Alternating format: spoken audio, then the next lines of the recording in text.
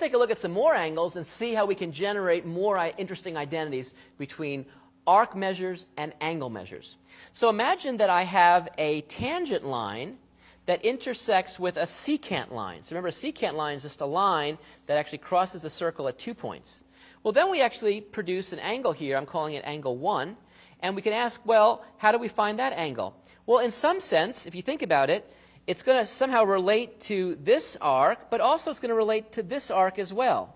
And how does it relate? Well, it turns out that the measure of angle 1 equals 1/2 the measure of arc AD minus the measure of arc BD. So in some sense, it's not that we're taking an average, but we're sort of counting this as sort of negative ground. We've gone out this way, and now we're going to come back. And so to take into account that, we now subtract off by that amount, and then we divide by 2. So it's a similar kind of identity. And in fact, this identity holds even if we don't have a secant line. For example, imagine this secant line were actually a tangent line. Well, then, in fact, the exact same identity holds. So if I have two tangent lines that intersect somewhere here at F, and I'm taking a look at this angle here, 2, angle 2, then in fact I can compute angle 2 how? By taking 1/2 the measure of this outer arc and subtracting off the measure of the inner arc. In fact, this holds even if both lines were secant lines.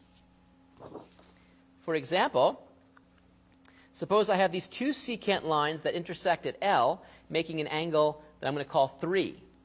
You can actually compute the measure of angle 3 by the exact same principle. We take 1/2 the measure of this outer arc minus the measure of the inner arc. So in fact, it doesn't make a difference whether we have two secant lines, whether we have two tangent lines, or we have both a secant and a tangent line. The exact same formula holds. We take 1/2 the measure of the outer arc minus the measure of the inner arc.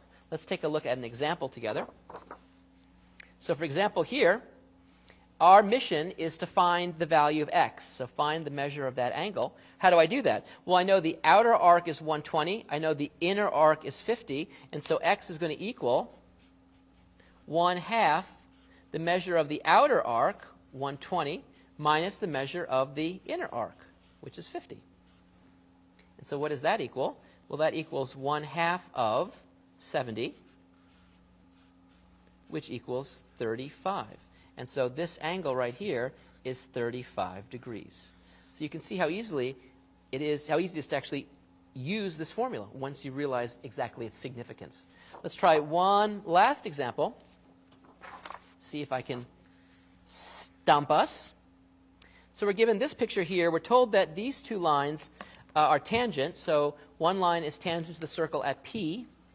One line is tangent to the circle at R. That's given to us. We're told that this inner arc right here is 140. And our mission is to find out what this angle Q is. Well, we know for sure that y is going to equal 1/2 this outer arc, which I guess equals the measure of the arc RSP, minus the inner arc, which is 140. The question is, we don't know this arc. Or do we? Well, let's see. I know that, in fact, these two lines are tangent. So, in fact, what about the measure of this arc together with the measure of this arc? Well, those two arcs together fill up the entire circle. So we know if we go once around the circle, we have 360 degrees. We know 140 of them are here.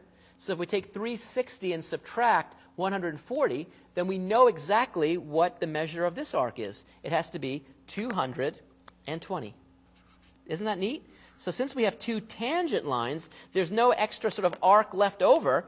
All the arc is here, so this arc plus that arc has to equal once around, which is 360. Well, now once I've got that, I can plug that right into here. And so I see 220 minus 140, which gives me 80. And if you take half of 80, we get 40. And so therefore, the measure of angle y is 40 degrees.